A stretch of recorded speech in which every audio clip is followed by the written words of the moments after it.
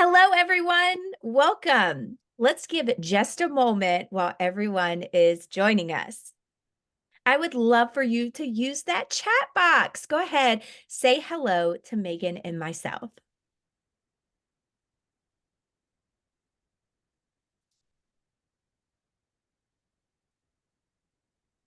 Hi, Jessica. Hello, Amy. Oh, so many friends in the chat. Thank you so much for saying hello. Hi, Jasmine. Good afternoon to Central Time and East Coasters. Still good morning to those on the West Coast.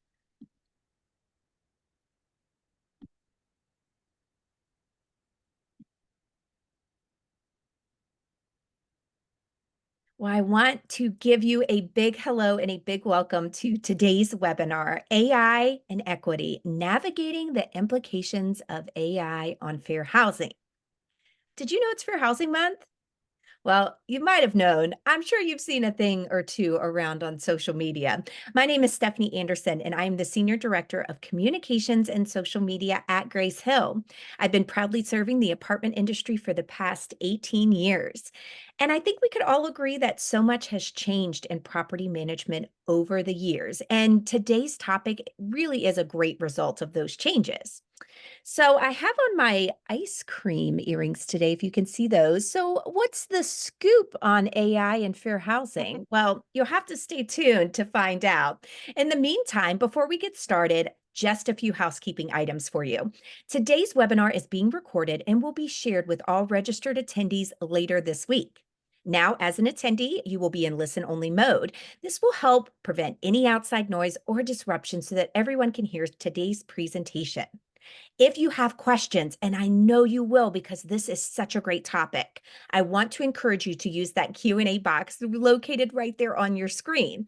Of course, we want you to engage in the chat as well. So while the presentation is taking place today, I will actually be on the back end of today's webinar trying to engage with you, answer questions, and also pointing out some great things that today's guest speaker will be saying. So I hope you'll join me there. Now for the good stuff. I am really excited to formally introduce today's speaker. She is someone that I have known for many, many years in the industry. I'm sure you have as well. Smart Chick Megan is what you might have seen on social media, but I want to introduce you to Megan Orser. She is a powerhouse with over 26 years of experience in apartment management and a marketing and communications degree from the University of Michigan. Megan brings a unique generational perspective to her work. Many of you might know she grew up in the industry. In fact, her mom was in the industry and still is, just a little bit more on the retired side. And so she has a fantastic perspective all through the years, not just from the independent rental owner side, but also being the head of operations for Smart Apartment Solutions and Smart Moves. So she's been on multiple sides of the industry. She understands the concerns that we are all facing, especially in today's climate. So with all that being said, I am thrilled to welcome Megan to our virtual stage. Well, thank you, Stephanie. What an introduction. I feel like I could go and run another company now with all of that. You're so kind. Thank you. Well, and welcome everybody. And thank you, Grace Hill, for putting together this topic and asking me to speak on it. Two things actually that are very near and dear to my heart. I love our industry and I love fair housing, and I love talking to people about fair housing beyond the surface and really figuring out how they can protect themselves and the operators that they work for in the industry.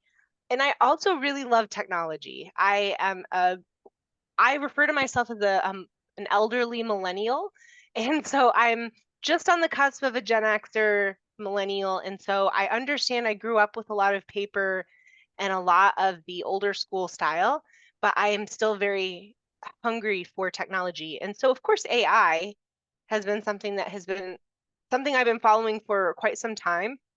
I started following artificial intelligence when it started to hit the market and be developed more in this third generation, which we'll talk about back in 2018. So we're going to dive a little bit deeper into what the heck is artificial intelligence and AI. We'll talk a little bit also about what differences There's some common misconceptions where people think maybe a chatbot and automation are the same thing as AI. We'll clear that up. We'll also talk about the rise of AI in rental property management and how we're seeing that more and more each day. And operators are considering, maybe adding this tool to their tools to help their team members out. We'll also talk about some challenges and so maybe the darker side of AI and what that's brought to our industry already. We'll dive into some case studies in regards to resident screening and how that has been impacted with fair housing and with AI. We'll also talk about some AI case studies that maybe don't necessarily impact our industry, or they do impact our industry specifically, but don't necessarily come from rental property management, more just on a more of a global scale.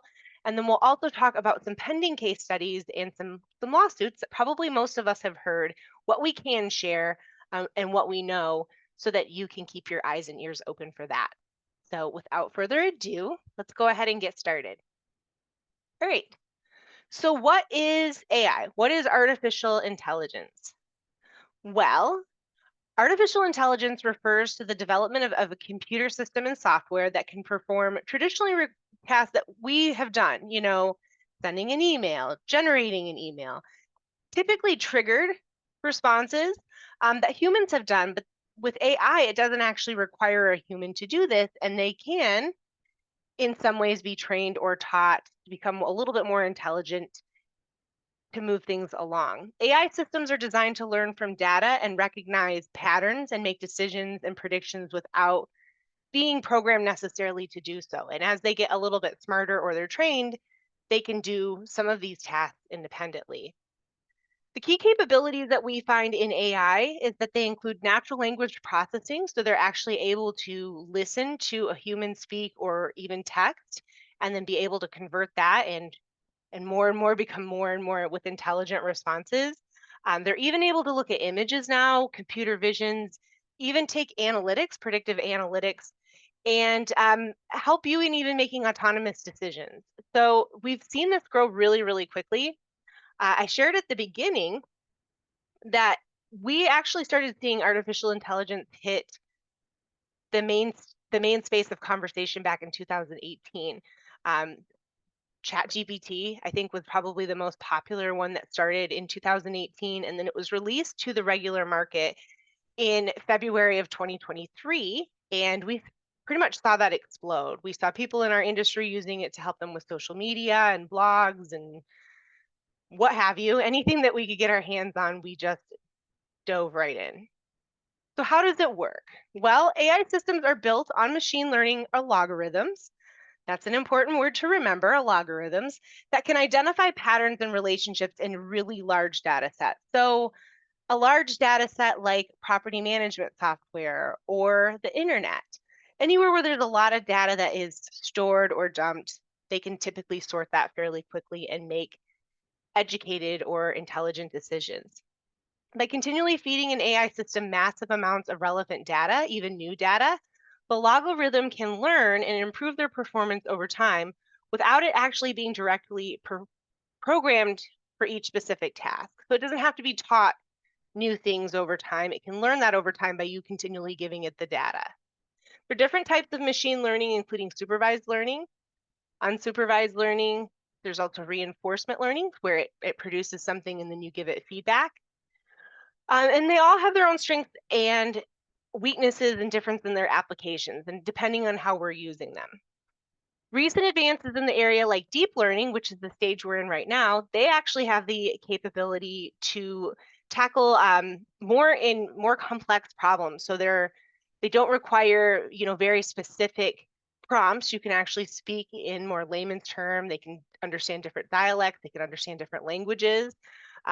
They can understand if you use multiple different foreign languages in one sentence, and they can sort that. So they're getting smarter and smarter every single day. One thing I wanted to clarify is I hear this a lot. I actually heard it this morning when I was at an apartment association discussion. Someone was referring to a chatbot and said that they had been using AI on their property. And there are some differences between chatbots. And I understand why we might think, well, a chatbot is AI, but they're not. Key differences would be that chatbots actually rely on pattern matching, predetermined scripts. So typically like a common question and answer that you might have your Q&A page on your website. And you actually train it by giving it the responses to these common questions. So a common one might be, does this community accept large dogs? You would train the chatbot to say yes or no, and then it would funnel down based on already predetermined questions and answers. So there has been some frustration in our industry with chatbots because some people believed you could just plug them in and they would train themselves and you get to go, but they require a lot of human training, especially in the beginning while they get going. Chatbots have limited contextual understanding and they cannot engage in free form. So if someone asks them just an off the wall question or something they haven't been trained on, they're not able to respond to it. They would tell you I can't decide on that, or I would need to get you to one of my human friends, or whatever the nice marketing text that they give, but they wouldn't be able to have that open-ended dialogue like a human would. Chatbots lack the ability to learn from interactions and improve with their own responses unless they are powered by AI. That is something that is starting to come now.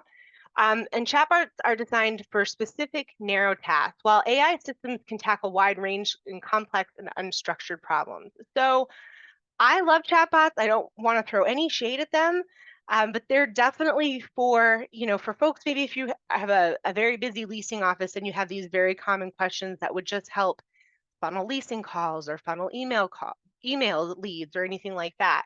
A great tool to help funnel down the masses to really get them to the human that they need to move along the process. Where AI, if it's powered by AI, then that chatbot could learn over time and then start to come up with questions based on what's being answered and so on and so forth. Another common misconception with AI is that automation is AI. And again, there's a key difference there. And if it's not automation that's powered by AI, if it's just true automation, then again, automation is actually really just focused on creating efficiencies in tasks that we do over and over and over again. So, huge fan of automation. I think this is a place when people understand the difference between automation and AI. They start to lean more into automation first because it doesn't necessarily have an algorithm component. It is a little easier to add and introduce into your world. And it definitely we can all find as property management professionals mundane tasks that we do over and over and over that we probably could automate. So they typically, again, just like a chatbot would follow a pre-programmed rule or instruction. Automation systems are designed to perform specific repetitive tasks and cannot adapt and learn on their own. Automation lacks the ability to understand context, again, reason, open-ended questions, anything like that, automation wouldn't be able to handle. So with AI, if they identify that there was a broken link, maybe in their automation, they could fix that. If it's just traditional automation, it would rely on a human to fix that.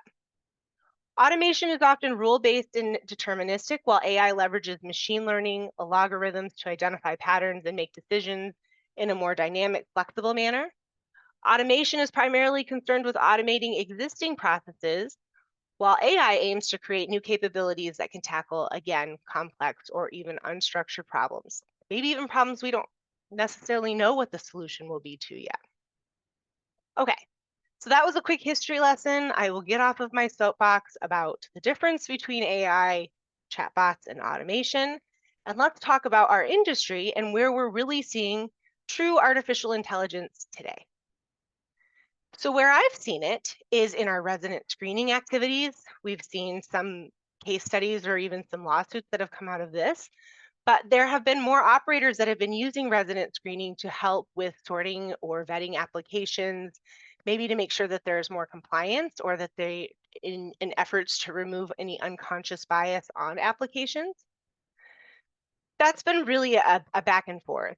So I would say that's a TBD to be continued on that conversation, but I think it's something that we should watch because it's growing and that conversation is growing ever so quickly each day. We've definitely also seen AI and the rise in predictive analytics for property valuation. So as owners are looking to expand their portfolios across the country, they have been relying a lot on predictive analytics and AI the last 12, 18 months, or even longer if they've had access to it, to do market research, to find data quicker, to sort data quicker, and to really see if there's any anomalies or trends that maybe a human eye has missed. And so I've read some very fascinating articles in many of our industry publications that have talked about that and the rise of this being used in those firms. Still in the beginning stages, though, I would say it has a lot of human oversight on that as well. But it can save you some time if you're able to compile or even summarize the data in a matter of a couple of minutes as opposed to many days or many hours.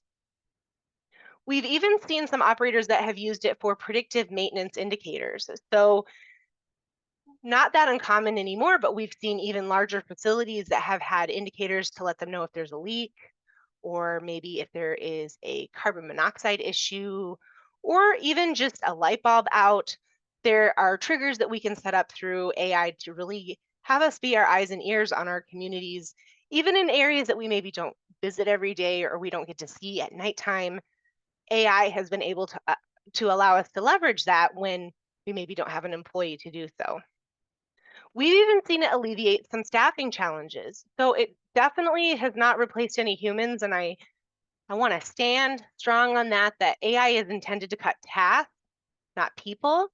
It's just intended to give us more time so that we can spend more time with our customers. We, as an industry, understand that we have moved into a customer centric marketplace and we want to have more time to give to our customers. And AI is probably going to be one of the many tools that we will leverage to help us do less repetitive tasks, honestly, tasks that maybe nobody wants to do, so that we can do more fun things like resident events and talk to our residents and not feel like, gosh, I have to go and send that email or do this repetitive task. We've seen it in revenue management algorithms, which we'll talk about closer at the end of the session today, and where we've seen that cause some challenges, but also maybe some benefit. And then, as I said, I think I skipped over that, alleviate some staffing challenges where we've seen that specifically in automation. So we have used AI technology in our accounting department, as well as our staffing and recruitment department to help us with sorting and vetting, not applications, but after someone has applied to make sure that they've done all of the onboarding things that they need to do, or if there's any other tasks, even just helping us write some letters, automation for sending out certificates, all of the things that we were doing more manually, we've been able to introduce that into our our marketplace. And then probably one of my most favorite is we're actually seeing people use AI to help with potential on fraud. So as we know in our industry, we're seeing a rise of fraudulent bank statements and pay stubs, and it's difficult as a human if you haven't been trained specifically to know if this PDF has been edited, or even being able to track someone's activities or an applicant's activities to determine if this behavior is in tune or in like of someone who is committing fraud, or if this is an activity of a true applicant. They're doing all of that. So I don't want to speak on the prop tech community and everything that they're doing, but let this be my public service announcement to pay attention, because they have some awesome tools coming out of prop tech community to help make our lives a lot easier on site. Okay, so some tools that I love. This is a free one, and you can even scan this with the QR code. It's not that easy to get right off the bat, but Esri is a huge data conglomerate. You'll start to see their logo everywhere.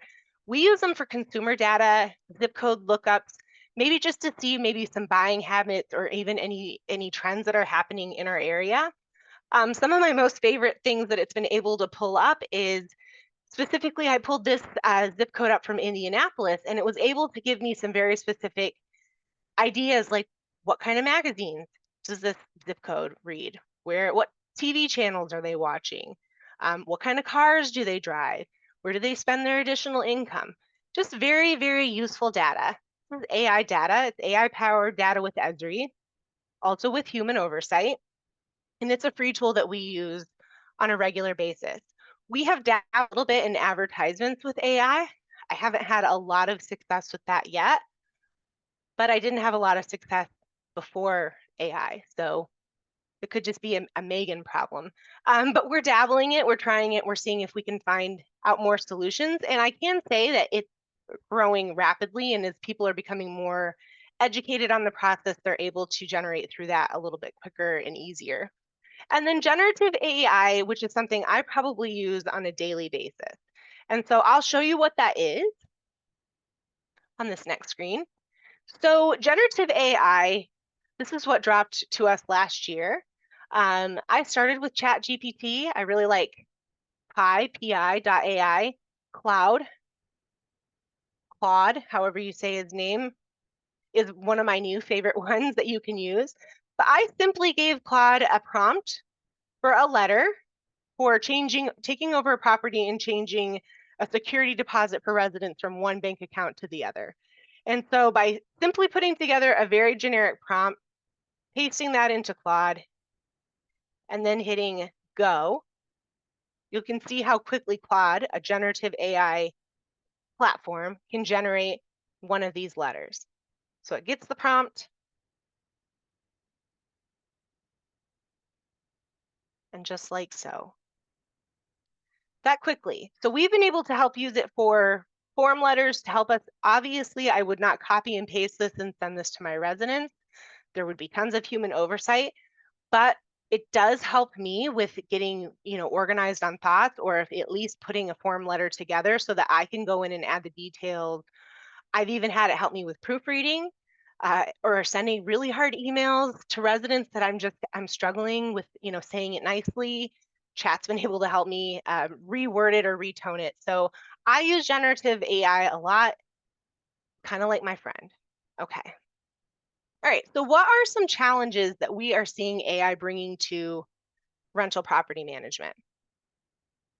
Well, there's a complex interplay between AI and fair housing obligations because AI is so new and we want to use it. And we have a lot of challenges that are putting our industry in kind of a pressure cooker with fraud, with staffing shortages, with all of the things that we're needing to lean on tools like AI. And so many of us have been kind of looking maybe before we leaping before we look. We haven't necessarily put the policies and the guidelines and the guardrails in place. We just went. And that has caused some challenges because without that oversight or really knowing, what could be under, that behind that next door, that has opened us up to some challenges. And we don't really know what we're navigating through. We've also seen some concerns about bias and discrimination in screening and advertisement pop up. So I was reading an article the other day with Amazon, and they were building an AI tool. They have an AI tool as well, and they were looking to use that for vetting their applicants for their employment for jobs at Amazon. But they have put a pin in it and pushed it down the road because they said that it still has some unconscious bias, that it was having an issue between engineers and the sex. It was being more discriminatory towards female engineers as opposed to male, and it had more weight on certain universities than others, and then that had some unconscious bias. And so very interesting study to read, but then that also let us know that there's still some room to pay attention to in our industry if we're using this for our application screening or any of our application, even just reviewing a very tedious application or lease. It could have some challenges. We've even seen a rise with disparate impact or even unprotected classes. So again, because it's using data that's already out there or information that's out there, it's having to navigate, and it could make predictive assumptions, and those assumptions could be biased. They could not necessarily follow fair housing guidelines. So, and really until there's a specific multifamily industry or RPM industry AI ran compliance company or oversight for that, it really is the wild, wild west for our industry because it's for everybody. It's not specifically for real estate. And so the real challenges then have arisen because we thought, oh, well, gosh, AI is going to save us all this time. It saved us time in other areas, but now we're having to use that time we saved for oversight to make sure that what we're putting in our generative AI or putting out to our public is correct. It is unbiased. It doesn't have any fair housing or other issues that might arise. So we still require human oversight. There still has to be someone that's reading what's being generated or being put out, or the decisions that are being made, and needs to step in if there needs to be an override. Okay, so let's talk case study. How are we doing on chat? We're doing, yes, I will share some of the study links as well, for sure. So here is a case study on a logarithmic bias in resident screening. I will tell you we removed a lot of the specific names of the properties, especially if there are still pending cases. We didn't want to, we really just used the information as a learning opportunity, but didn't name their specifics. But you can find them and I can share them with you if you wanted to get more into the case specifically. And some of the ones that I can share, I will give you the case numbers in here. But this case study with a certain demographic or groups, what we found in this resident screening was that certain demographics and groups, particularly racial minorities and low-income applicants, were being disproportionately denied or subjected to higher security deposits. They found that the property management company conducted an internal audit and discovered that significant logarithmic biases in the tenant and screening and resident tools. And the AI algorithm was heavily weighted towards factors like credit score, which tend to be lower among historically disadvantaged populations due to systemic inequalities. So understanding, okay, you still have to know your market, right? I can't just go, well, I'm going to go turn on AI screening and it's going to be cookie cutter across my whole portfolio. We know that in different parts of our market maybe require different screening levels, right? Based on the municipality, just based on the demographic or the socioeconomic. So having that understanding, and again, having that human oversight. So fortunately, this company, they did an internal audit and they found that they had these issues going on and that the AI was heavily weighting specific logarithms based on these. Maybe they didn't determine that, but that was the data that it was being fed. The disproportionate denial and disparate treatment of protected classes undermine the property management company and obligation to uphold fair housing principles. They actually found that they were rejecting applications that they shouldn't have been, and those applicants filed fair housing complaints, which then led to an investigation and fines and reputation damage for the management company. So they found out while they were doing an internal audit, but then while they were doing the internal audit, they then started to get fair housing complaints based on the rejected applications. The property management company immediately suspended the use of the AI screening tool and launched a bigger comprehensive review. So they wanted to see, okay, how far did this go? Was this just maybe one property that was implicated, or was it our whole portfolio? So these are coming up more and more as we're seeing these tools being implemented. And I don't want to scare anybody and say you can't use it. I'm just saying we need to maybe not turn the whole fire hose on right away. Let's maybe test it, have a lot of oversight, a lot of feedback, and then take small baby steps is what I'm telling you. Okay. So then they partnered with some fair housing experts and data scientists to audit the algorithm, identified the sources of the bias, where they were finding the weighted algorithm scores, seeing if they could train that, remove that, rewrite that code with the fair housing and the data scientists.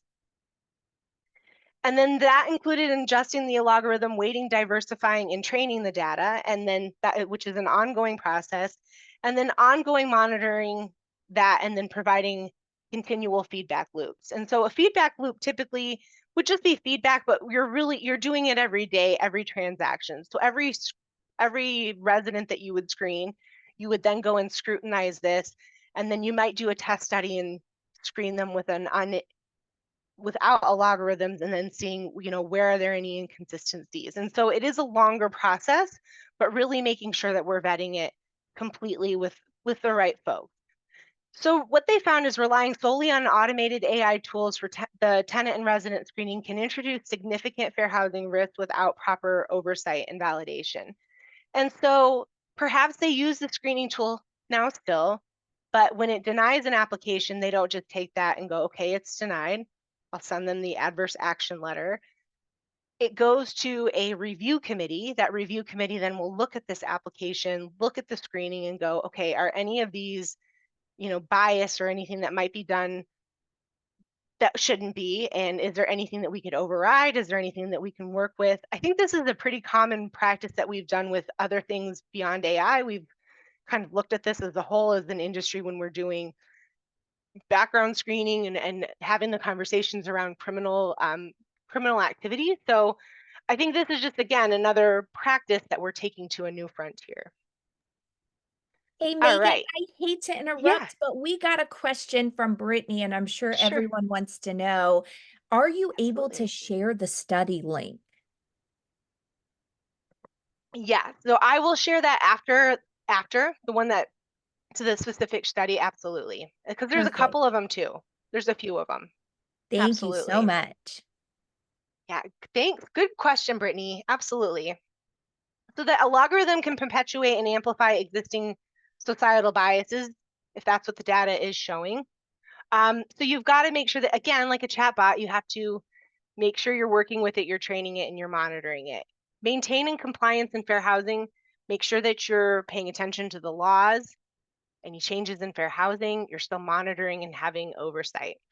Make sure that you also thoroughly vet the AI powered tools for potential bias and disparate impact before implementation. And if there are any tools that are specific to our industry, I'd give them a look because they tend to already be paying attention to fair housing, but that doesn't mean that you can go, I'm good. They're an RPM, industry tool, so I don't have to pay attention to fair housing. No, you still are responsible for oversight. And this is still going to be a longer process as we learn this as an industry. Okay. So establish robust governance, auditing, testing, procedures, AI to align with your fair housing principles. Train your staff. That was the other part when I was reading the study. Is this was something that was more implemented at the top level. They didn't necessarily think that they had to train their on-site teams on it as much. And so let everybody know if there's a change going, then we need to train everybody on it so that they can recognize it and they can be your eyes and ears to say, hey, you know, this is different. This is different. We're getting different results or we're getting different reports here. Maybe we should maintain and look at this. And then maintain transparency and accountability throughout the use of AI. It's important to let people know that you're using AI. If you're going to be using an AI tool for screening or just even, eh, you know, for efficiencies, you should let people know. You should disclose that there is an AI technology or tool. Um, if that's something that they're not comfortable with, if there's maybe a workaround, if you're able to not use it, again, that's up to your company policy. Probably you could, but we need to be disclosing it. We need to be making people aware and being more transparent, not just after the fact, so that they can understand how these tools are being used for their information as well. Okay. All right, so let's talk about another case study in which I will share the link of successful AI powered leasing with fair housing compliance. So I removed the name of the property again because I want it for anonymity. But ABC Property Management was looking for a way to streamline their leasing processes and improve resident satisfaction while ensuring they remain compliant with fair housing regulations. So to achieve these goals, they implemented an AI-powered leasing solution that handled these inquiries, that would help them schedule viewings, and also help with the preliminary screening of the applicants. Not the final say, but maybe getting and collecting data that we've required. I need X number of pay stubs or how many ever in your leasing process. You've trained it, you've built those funnels, and so it was able to help with getting information into those buckets. The AI powered leasing system was trained on regulations to ensure that the applicants were treated equally and that they were able to remove any potential bias. It helped the leasing team process inquiries quickly and efficiently. And it was able to even provide resident details and information about the properties, give them, follow-up emails, text messages, here's a link to the application, and really help with the customer service aspect for the resident or the resident cycle process. During the applicant screening process, the AI system was able to analyze relevant data points such as the credit score. It could look at things like rental history, if there was anything specific that the portfolio had set up for triggers about resident eligibility. And so by automating the process, ABC Management Property was able to process applications faster with greater accuracy, reducing the likelihood of human error and unconscious bias. So when it is trained correctly, when we are using the funnel how it's supposed to be, it can work. The difference between the two case studies here is case study one, they just really flipped the switch and said, let's let AI do this in our screening processes, where in case study two, they were more meticulous in the onboarding, the training, how they were using it, where we would use it, and more just using it for the data collection to present it to a human to be able to make the decision. And that is where I saw the two biggest differences there. So again, I will share those case studies for time purposes. We didn't go too much into them, but I wanted to at least give you some high level differences between the two of where using the same kind of technology, but by implementing it, by not maybe having a policy or procedure in case study one, things got a lot ickier. Okay, so integrating AI with fair housing compliance. Make sure that you establish clear policies and guidelines before you start implementing the AI practices in your community or your company. It's very tempting right now to not want to go and just get on chatgpt.com or any of them and start using them. But we have to train our people to understand the implications if they go and start putting the information into that system or using that information to put on our websites, our blogs, use them for correspondence, use them to screen our applicants. There could be some implications to that. So it's good to have that conversation early and often with your team, and let them know, are they using it? It's okay if they are. Let's talk about it. Let's talk about some of our policies and how we want our management company to use this tool. Make sure you provide training and education to staff regularly. So here's how we're going to roll it out. This is how we're going to use AI at our community. We're going to do it in a tiered phase. We're going to use it at this test property, and if this is successful, then we'll open this up. But you want to make sure that you are having that conversation regularly and training regularly. It's not just a one-time conversation, a once-a-year training, or we just did it in onboarding. It's a continual conversation.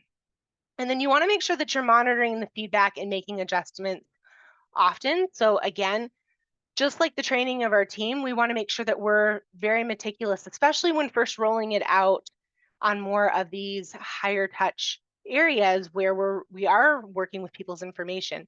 We want to make sure that we're monitoring that feedback, that we're continually making those adjustments, that we're really looking at it from all angles and saying, does this have any potential, where is there any adjustment that we could make? And then again, be very transparent if you're using AI. Especially with your team, but also with your customers. If you're using that to screen their applications, you should let them know that. Okay, so I wanted to share this. Here, some best practices of an AI policy should include some standards. So clearly define the principles, the values, and the guidelines that you'll govern the AI system with your organization. You'll want to establish standards for transparency, accountability, fairness, outline the expected human level of oversight and what the expectations will look like there. You should have some procedures that are spelled out, as well as how the protocols will work, what happens if you receive complaints, how you address those concerns, and then also then compliance, any ways of how the mechanism will work, how you're going to update policies, et cetera, et cetera. So I have here, and Stephanie, I don't know if you wanted to say anything about the policy or if it's okay for me to do. You can certainly share away, Megan, as much as you want to do, but the only Okay. thing I'll let you know, and all of our attendees today, is the beauty that from attending today's webinar, you are going to receive a free copy of our policy. So it's a great way to either enhance what you're already doing within your organizations, or if you don't know how to get started or where to start, it's going to be a great starting point for you. And of course, if you're a Grace Hill customer, we're going to fully customize it for you. Awesome. So what a cool gift. Dropping that here. There's a screenshot of it right here on the screen from the policy partners with Grace Hill, but they have it. they have it. It's a gift for you guys today, so it can help you get started or something that you can implement. Even if you're like, Megan, I'm not going to do AI screening right now. We just are using it for generative AI and we're just dabbling in it. You still should have a policy in place or still be working on getting a policy in place, because just because you may not be, officially setting out to use it in your company, that doesn't necessarily mean you don't have team members that aren't using it right now, and you want to make sure that everybody's on the same page and that, that there's some oversight there. Okay. So let's spend the rest of our time talking about AI in the news. What are we hearing? What's going on with artificial intelligence? And I'm going to just check in with Kat. Okay. All right. We're good on the chat. All right. AI in the news. So this one actually is about AI in the news. It didn't necessarily talk about the RPM RPM industry specifically. I'm in RPM careers mode. Week mode. But it really affects everybody and anybody who is screening for applications in general. This was a study done by the Impact Fund and with Lindsay Nano, and she's the director of litigation and training. So she's an attorney that was talking a lot about AI. She actually wrote and covered the study with Amazon and how they were introducing AI technology in their screening practices, and then pulled it because there were just still a lot of unconscious bias that were popping up. And so they not saying that they're not going to use it, but it needed more work. They weren't ready to roll it out specifically. One of the quotes that I pulled from what she wrote that I thought was interesting and I wanted to share with you all today is she said that the third generation of artificial intelligence, which is what we're currently in, we've gone through generation 1, generation 2, generation 3, which is where we can communicate and it can communicate back to us like a human.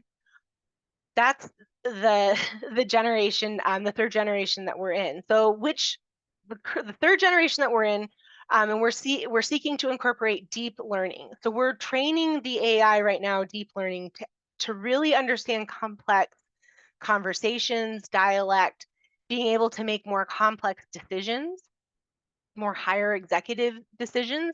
So even in regard to Claude, which I showed you that generative AI where I wrote that, security deposit letter being changed, Claude is actually developed to be responsive like a COO, like a chief operating officer. And that is supposed to be, I'm not saying that his intellect, the AI's intellect is at a COO by any means, but the response level. And that's just some insight to show you where this AI is going and how deep that learning is. That specific AI generative model is being trained right now to mimic that specific executive level team member. So there's so many capabilities and so many matrix levels that we could go with this conversation.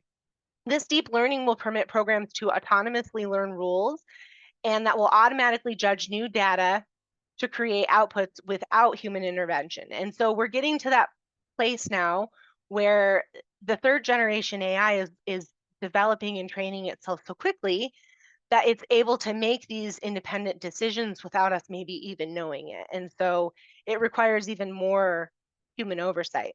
In this quest for compatibility, AI-based products may screen out vulnerable groups. And that's what they found with the Amazon study. So if you want to read more about this, I thought it was a pretty interesting study that was done with the Impact Fund on AI, specifically in screening of employment applications, but a little bit more into this third generation of AI technology. So you can scan the QR code. I'll also share the link with Grace Hill, and they can share it with you guys after if you want to read more about that. All right, so then the next one that I'll share is something that's still going on. So I would say probably one of the bigger in the news conversations where we're seeing it has to do with a logarithm. So there's many cases that have come out here. I actually have listed the specific cases that are pending so far, but there are more happening right now. But if you've not heard, then where have you been? I'll tell you. We have a couple of our revenue management operators that help us with our rent that have been in the news specifically about the the rents and because we know housing affordability has been such a challenge in our industry. We've known that as an industry for quite some time, but the general population has really been upset. They know that rents have been high. They are kind of going through this learning cycle of understanding why. And so now we've seen that our industry is starting to be targeted with some of our prop tech tools with our revenue management. And revenue management was used data that they have in their system based on the operators that work in their system, that that contribute with their units and their data into their system. They were able to actually give us some market data based on these algorithms with some AI and saying, based on your market, based on the number of units you have vacant and all of the competitors in the market, we suggest, rents at this rate. Well, we're seeing the accusation, at least in the court, is that because this data isn't public and it's private data and large operations are in this database, that they're essentially working together to come up with rents and decide on rents. And so they've accused the industry and the software of antitrust and essentially saying that they allegedly colluded to come up and pick fictitious rent prices that may not necessarily be what the market is. So whether you believe that or not, take it or leave it. That is the current conversation that is going on. We're seeing there's 2 lawsuits that have come out of it already. We're seeing more that are starting to hit now.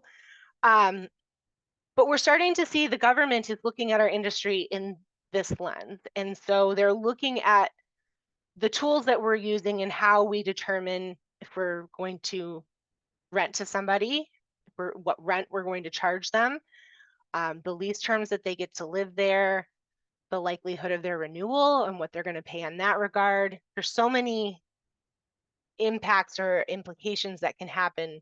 So pay attention.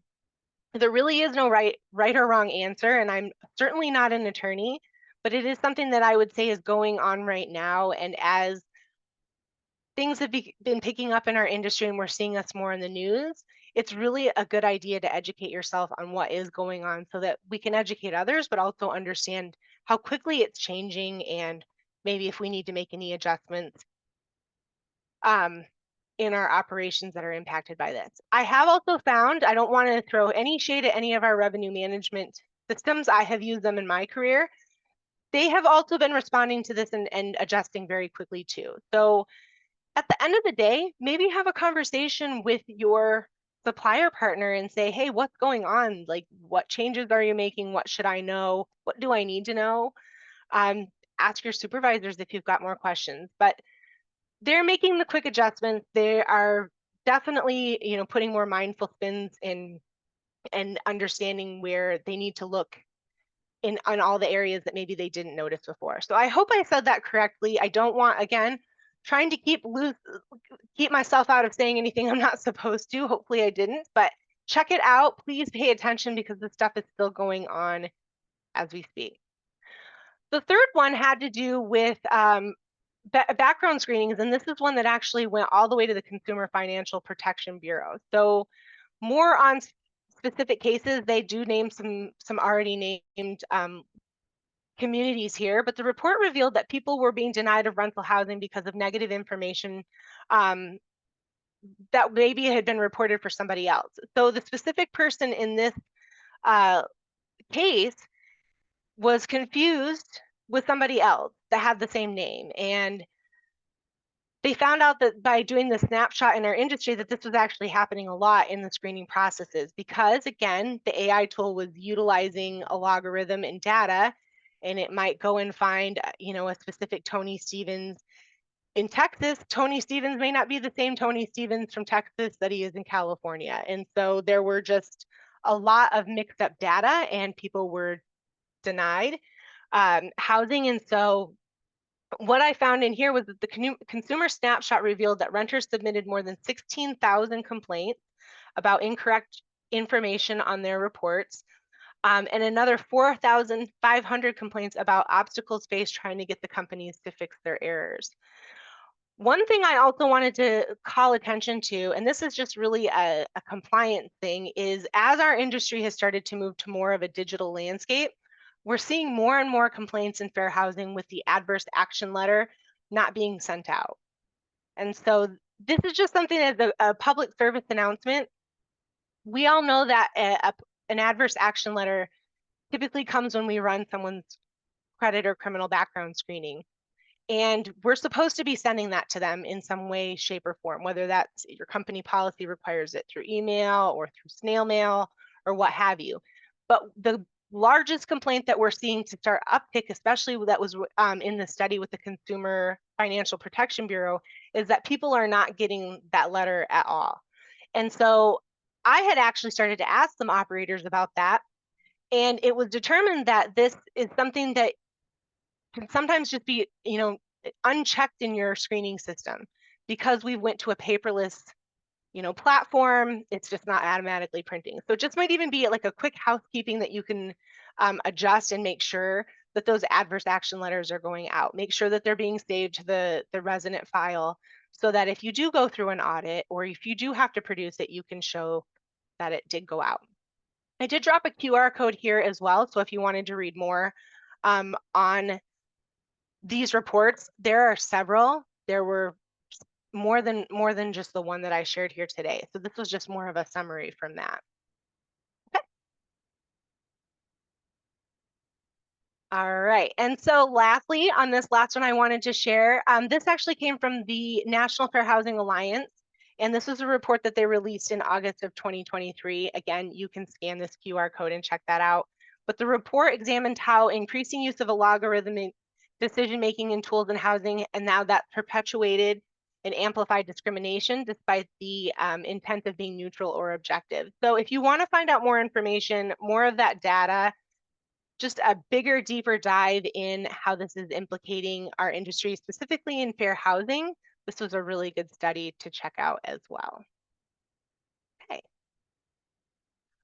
Well, then let's turn it over then to Miss Stephanie for a quick update.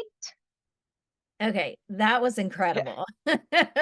So much information. Don't forget, this a is lot. being recorded. So, of course, if your hands could not move fast enough to take notes, you're safe. Thank you so much, Megan. So before we head into a little bit of live Q&A, I just want to take a moment to touch on a couple of things. So I want to invite you, if you are not already following Grace Hill on social media, this month we are sharing 5 total training tips, one every Tuesday during the month of April, and they all tie back to Fair Housing Month because, of course, it's hip to be fair. And speaking of training, did you know that we released a fair housing toolkit this month? It includes everything you need to advance your knowledge while also training your team members on all things fair housing. It does include some top trends surrounding important compliance, and it allows you to have fun while doing so because fun in fair housing is important to do. So if you haven't received a copy of this toolkit, please reach out to your customer success manager. Again, this is just for customers, so please reach out. And if you're not a customer, we are doing things like this to enhance the customer experience. So, all the more reason for you to partner with Grace Hill. Also, I want to let you all know that if your team is challenged with any of the topics discussed today, our team at Grace Hill can help. We truly understand the trials and tribulations of technology and compliance, along with the excitement of things like AI. So, we offer training and policies that will enhance your current offering, or we can help you get started. You might have seen us in the news earlier this week on Tuesday as we released Reputation Management. It's an enhanced reputation management program that we have, and we would love to talk to you more about that because, of course, it ties into fair housing and technology and AI and all the things we've talked about today. So, if you are interested in talking more about any of these things I've mentioned, a personalized demo, a consultation, or just to ask questions, our team is here to help you. So, if you're a current client and you want a demo to learn more about our solutions, Or if you are not a current client and want to learn about our entire offering, not just a specific product, please take a moment to put the word AI. So, our artificial intelligence AI right there in the chat box, and a member of our team will connect back with you shortly. So, we are getting close to time here, and I want to make the most of our Ask the Expert time. So let's get back to this exciting content and take a look at what's happening in our Q&A box. So Brittany was the first to ask a question, Megan, and she says, what is on the horizon in 2024 and 2025 for the AI technology? So go ahead and pull out your crystal ball and let us. Oh, yeah, I don't have one in front of me, but I've definitely been paying attention to the property tech community. And I don't know if you guys haven't visited them lately, and we're coming up to Apartmentalize with the trade show, and you can go and talk to them one-on-one. But we're going to see a huge uptick. And I was actually reading this in Dom Beverage's 20 for 20, is that we're definitely seeing in the application and the fraud sector that we're going to see a lot more AI technology. And I think that's a good thing. So, with using this AI technology to help us determine if this is an altered PDF and it being able to spit this out to leasing and saying, this is fraud. This doesn't add up. The math isn't adding up. Y'all, I don't do math in public. And so when I see in the groups and people are like, the year to date is wrong, like, I don't see that. I'm not one of those people. So that AI tool and being able to have that as a tool for folks like me, um, to catch these low-hanging fruits and go, oh, this is wrong. Or again, the being able to track someone's habits and going, they're using the copy and paste function a lot. We think that this specific IP address or this username is fraudulent and they're committing fraud. And we might even be able to catch them in the act. Well said. And fraud continues to be a topic that is forefront for all of us in the industry. We actually got a question from Michael in our chat. Michael Munson says, Megan, you talked earlier about AI being used for predictive maintenance. Can you talk more about that or what programs people are using for that? Yes. So, Michael, I will look up because I actually was just putting these specifically together for a maintenance person. So, I will share them, the resources that I found of the specific companies. There were several that are utilizing AI technology for predictive and preventative maintenance. So, letting us know if there was an issue with an air conditioner to light bulbs to a water link. I even was reading about letting us know when mail had hit certain mailboxes, so that we could alert our residents and let them know. But yeah, I will definitely share that link of all of those awesome tools available for you right now. We have gotten a lot of chatter today about accessing all of this information. So don't fear. We know that it was a lot of information given to you in a very short amount of time. So we're going to make sure that you have the recording, all the links, QR codes, everything you need to gain all of the knowledge from this great session today. Well, Megan, we are right here at the end of our time together, and I can't tell you how much I've learned alone, and I know our attendees have as well. We know your time is valuable, so thank you so much for being here with us today. Well, And of thank you course, for the opportunity to talk with you. Yeah. oh, we love it. And thank you to all the attendees who joined. We know that your time is very, very valuable. And so to be here and engage in conversation with us means the most to us. Megan's going to put some contact information on the screen for you all. Should you have any additional questions not related to Grace Hill products and services, but you just want to ask her to clarify something from today's presentation or to get any additional information about what she shared today, you can certainly reach out to her right then and there. And so, again, I want to thank everybody for your time today. And I hope you have learned something incredible about AI because I hear the bots are coming, Megan. They're already here. They were They're on here. the They're meeting here. today.